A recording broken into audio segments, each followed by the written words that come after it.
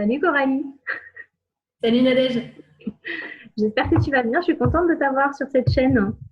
Merci Coralie, déjà à toi de me recevoir. Je suis enchantée, donc merci. alors Coralie, donc pour ceux qui ne la connaissent pas, donc est naturopathe. Tu es également conférencière. Tout à fait.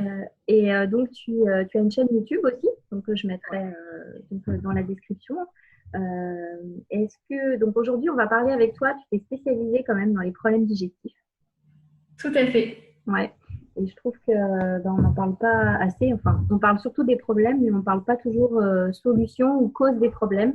Donc peut-être qu'on peut un petit peu discuter avec toi de justement tout ça, histoire de Ouais. donner un maximum de valeur aux gens qui vont regarder cette vidéo.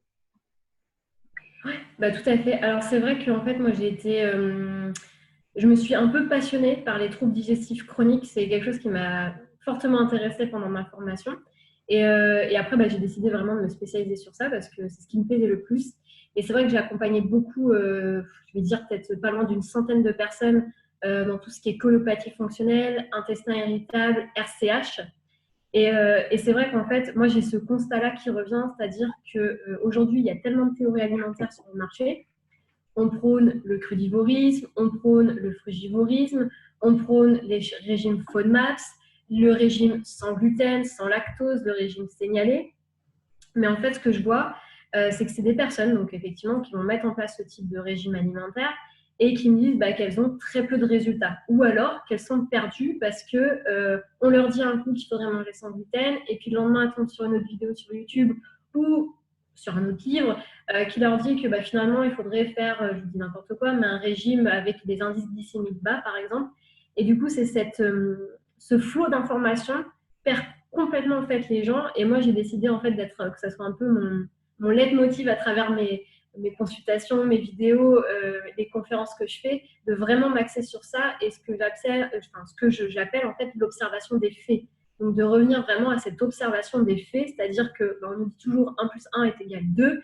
Et bah, en fait, s'il y a un symptôme au niveau du corps, ça veut dire qu'au niveau de l'intestin, au niveau de, je veux dire, de l'estomac, etc., ça veut dire qu'au niveau de l'alimentation, il y a quelque chose qui se passe qui n'est pas bien digéré, pas bien assimilé par le corps. Et il faut juste revenir à l'essentiel, c'est-à-dire qu'est-ce que je mets dans mon tube digestif aujourd'hui qui fait que je ballonne, qui fait que j'ai une diarrhée, qui fait que j'ai des remontées acides, qui fait que bah, je suis tout le temps embêtée pour digérer, que je dors pas bien, etc. En fait.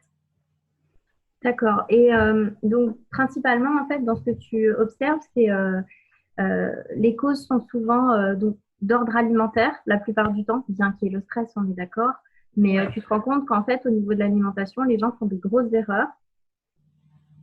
Tout à fait.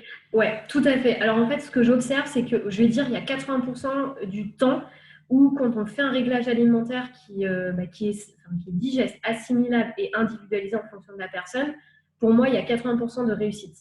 Il y a toujours ce que je vais appeler les 20% parce que il suffit que la personne soit très fortement dans le mental, avec un excès de stress, le fait d'être constamment pressé comme un citron. Si c'est une personne qui court à droite à gauche, qui doit aller chercher ses enfants, qui est stressée par son travail, qui fait beaucoup de présentations, etc., elle peut générer des troubles digestifs, effectivement, par le biais de l'activation, ce qu'on appelle du nerf vague. Je pense que tu connais aussi bien que moi ce mécanisme, du coup, par un excès de pensée, en fait.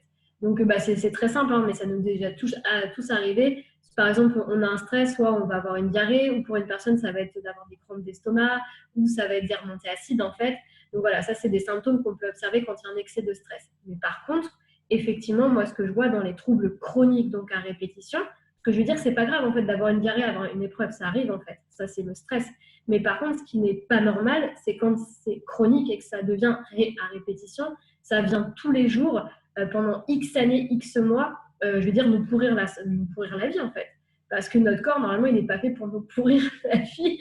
Notre corps, il est fait quand même pour nous donner de la vitalité, de l'énergie. Et c'est vrai que moi, j'observe en tout cas que quand on procède à un réglage alimentaire où on va par exemple éviter les fruits pendant les repas, ou de pas, surtout pas les mettre avant les repas, mais voilà, de les mettre à 17h30, 18h, là où ils sont mieux digérés par exemple, d'éviter tout ce qui est aussi porridge, tout ce qui va être fromage blanc avec des fruits, avec des purées d'oléagineux, etc., qui sont absolument pas digestes pour l'organisme.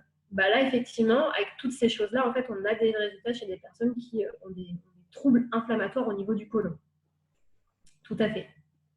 Donc, super. Déjà, ça donne beaucoup d'infos déjà à ceux qui regarderont cette vidéo. Rien qu'en faisant ces quelques mesures qui sont pleines de bon sens, au final, on arrive à avoir déjà rapidement des résultats. J'imagine que tu dois avoir aussi beaucoup de gens qui grignotent. Oui, oui, oui. Comment tu gères ça? Est-ce que tu rencontres des gens en fait qui grignotent aussi beaucoup au niveau émotionnel? Et comment tu arrives aussi comment tu peux régler ça en fait? Comment tu procèdes? Alors, ouais, tout à fait. Alors, c'est vrai qu'on entend beaucoup à la télé, pour votre santé, évitez de grignoter, mais personne ne nous explique pourquoi, en fait. On nous dit, alors, ce que j'entends, c'est que les gens me disent, bah ouais, mais je ne veux pas prendre de poids. D'accord, ok, mais en fait, il n'y a pas que ça derrière le grignotage.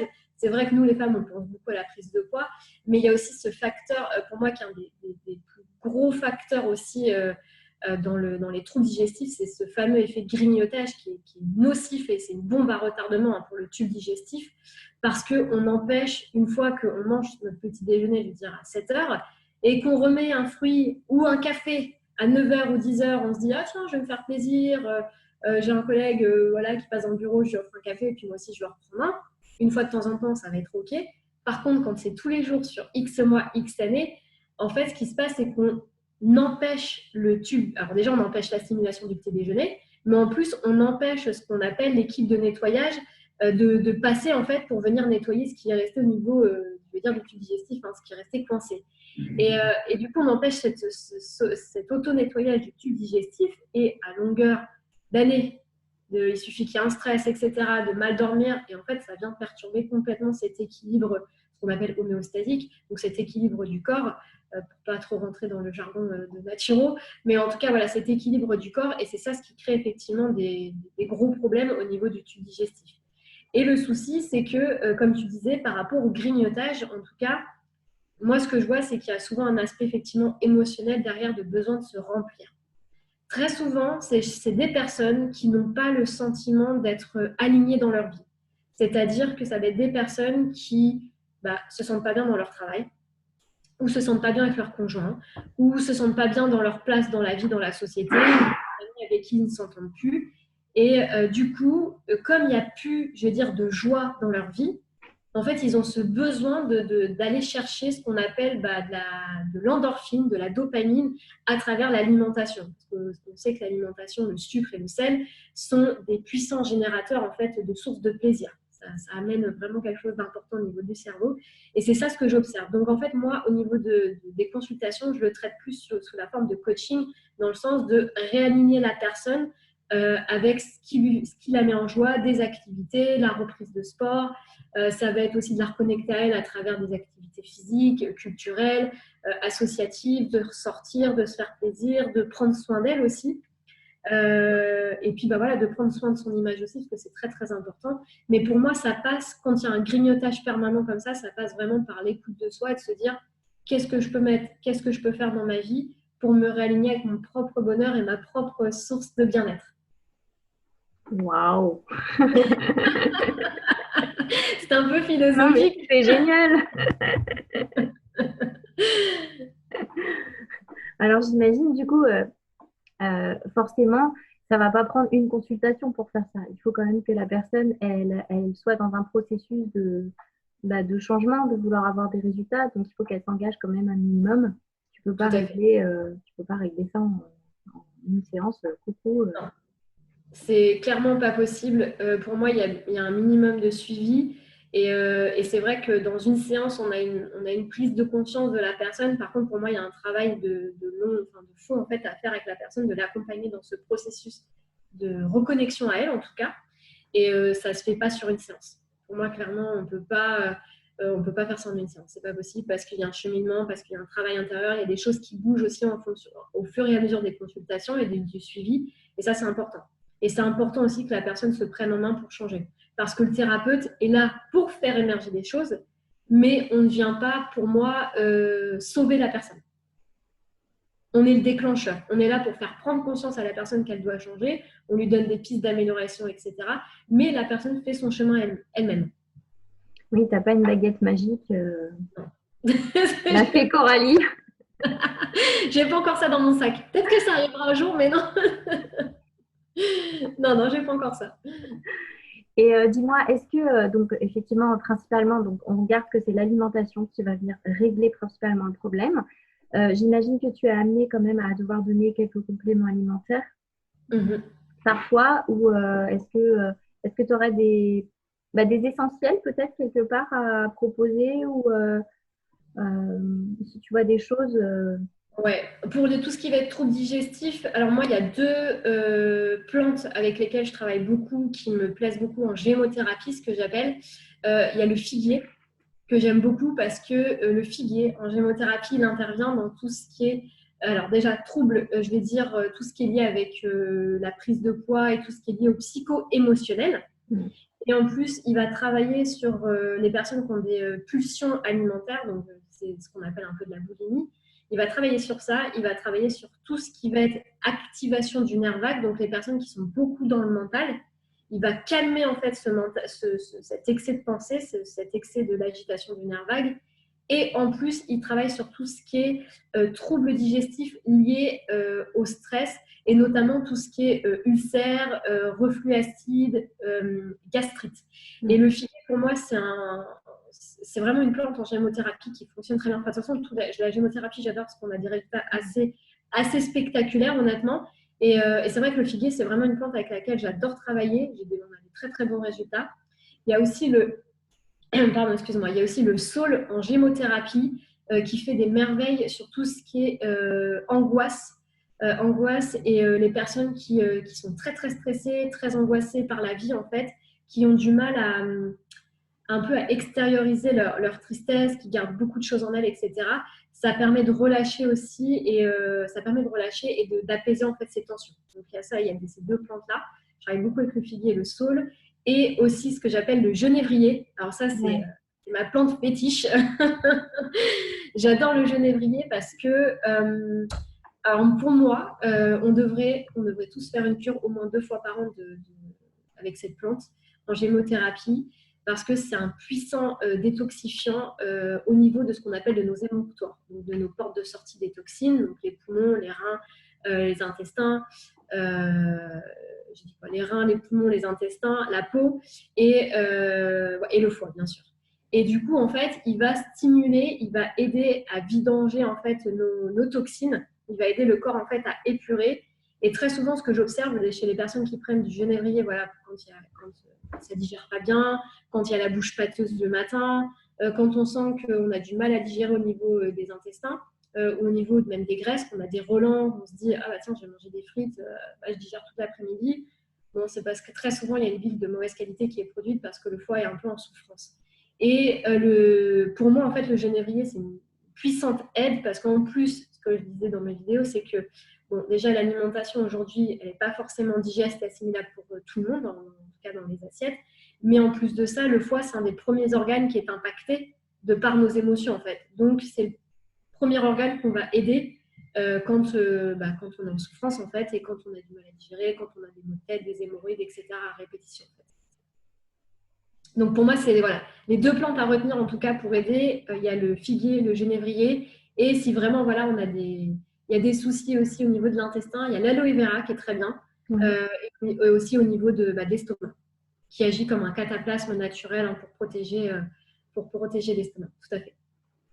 Ok, super. Et je te remercie pour ces informations. Est-ce que en ce qui concerne tout ce qui est gluten, par exemple, parce que tu sais, on en entend beaucoup parler. Je sais que tu as fait des vidéos là-dessus sur ta chaîne. Euh, comment tu travailles toi avec ça? Tu, Alors moi, j'ai pas de... C'est ce que je dis toujours en fait. Je dis, il y a pas de... Pour moi, il n'y a pas d'intolérance, il n'y a pas d'allergie qui existe. Parce qu'en fait, s'il y a de l'allergie, ça veut dire qu'on serait tous allergiques aux mêmes produits. Et en fait, ce qui n'est pas le cas, c'est que je vois des personnes comme moi, hein, par exemple, comme d'autres personnes qui mangent du gluten, qui n'ont pas d'allergie.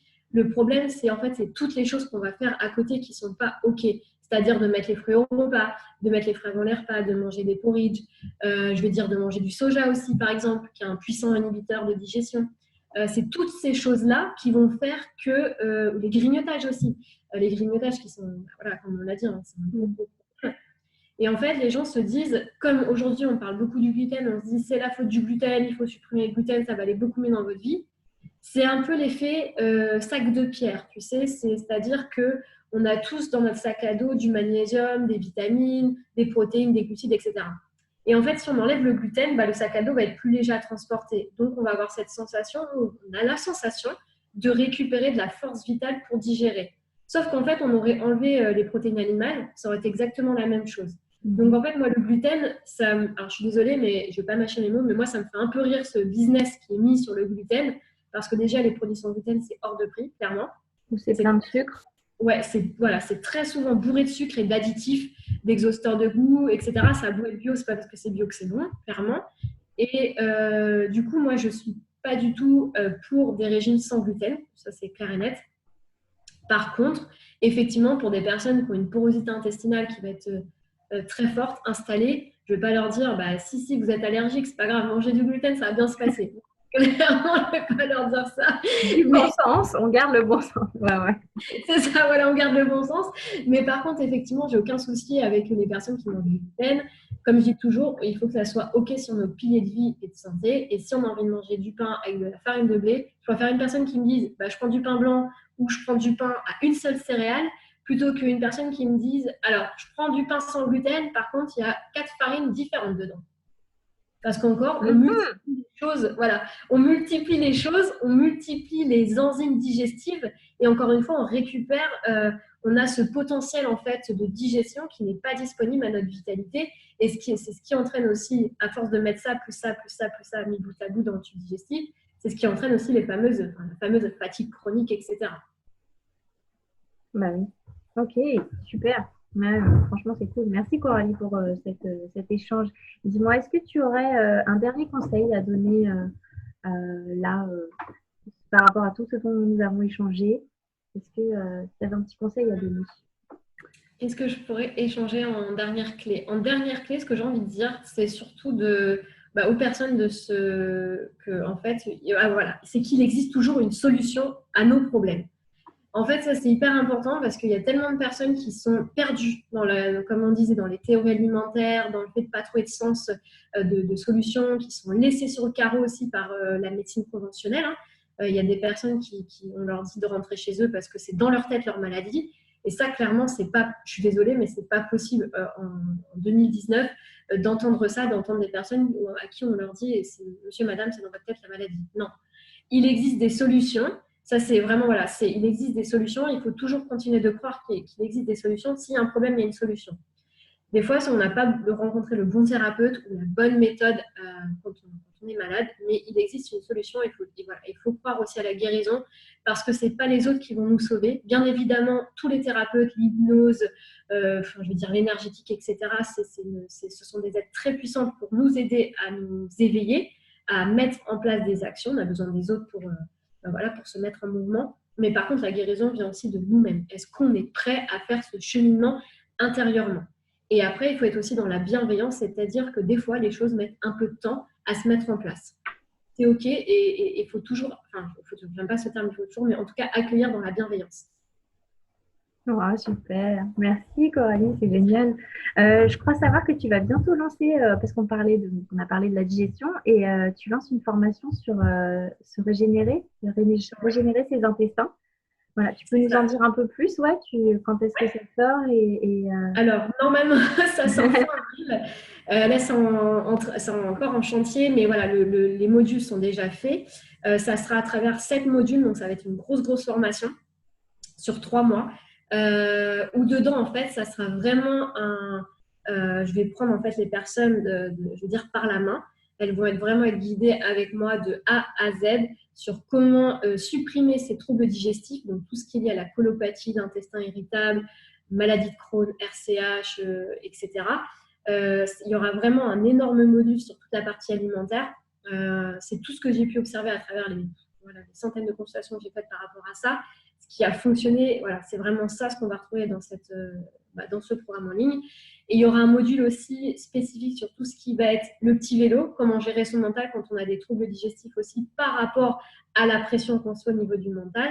Il y aura une partie aussi sur la reconnexion à soi et sur les compléments alimentaires que je donne et qui fonctionnent. Parce que ça, je pense, Nadège, tu vas être d'accord avec moi. Mais aujourd'hui, il y a aussi un espèce d'engouement sur les probiotiques. Voilà. Voilà. Et ça, alors moi, en tant que dans le regard que j'ai, dans l'observation, j'ai eu beaucoup de personnes qui m'ont dit ben, je ne veux pas faire de cure de probiotiques si vous me proposez ça parce que de toute façon, je n'ai pas eu de résultat. Et moi, aujourd'hui, je ne travaille pas du tout avec les probiotiques parce que je ne vois pas d'amélioration concrète au niveau de la flore intestinale. Donc, je travaille avec d'autres choses. Je travaille notamment avec des algues. Je travaille aussi avec d'autres choses qui permettent vraiment de réensemencer la flore intestinale. Parce que les probiotiques, aujourd'hui, c'est encore un marché aussi financier, je vais dire, qui est assez juteux. Et ça me dérange, honnêtement, de donner des compléments alimentaires qui ne fonctionnent pas. Donc ça, c'est hors de question. Et c'est pour ça que dans ce programme en ligne, c'est vraiment appuyé sur des choses sur des choses que j'ai vues avec des personnes que j'ai accompagnées de A à Z pour vraiment leur sortir de la candidose, de cette fatigue aussi chronique, parce que le fait d'avoir les intestins tout le temps en vrac, forcément, ça agit aussi au niveau du mental et en fait, on s'épuise quoi. Quand la maladie est là, on s'épuise aussi. Donc voilà, donc il y aura un programme en ligne de A à Z avec aussi un échange, un groupe, il y aura un groupe Facebook privé pour que les gens puissent s'entraider et puis il y aura des webinaires aussi pour que je puisse répondre aux questions-réponses. C'est génial. Et te connaissant un peu, je pense que ça va vraiment être une super formation. Franchement, voilà, je le dis. Non, mais c'est vrai, j'en ai aucun. Vraiment, voilà. C'est super. Ben, avec impatience pour voir justement quand tu vas la lancer. Donc, je mets toutes les infos, en tout cas ton site internet et ta chaîne YouTube donc, sous la vidéo. Et puis, ben, espérons avoir le plaisir de te revoir bientôt ou ailleurs. Voilà. Donc, les gens te contactent. Après, s'ils ont besoin de te contacter, ben, il y a un accès. Je crois qu'il y a tout ce qu'il faut dans. Ouais, bah, je te laisserai de toute façon tout. Et oui, tout à fait. Il y a mon adresse mail sur ma chaîne YouTube s'ils veulent laisser un commentaire ou même sous la vidéo, il n'y a aucun souci. Ok, bah c'est super. Un grand merci à toi, Coralie. Un grand merci à toi, Nadège, pour cette interview. Ouais, avec plaisir, c'est un vrai plaisir. Et puis, j'ai envie de te dire à très très bientôt. Également, à très très vite, effectivement. Merci beaucoup en tout cas, et puis à très vite. Merci, ciao. Ciao.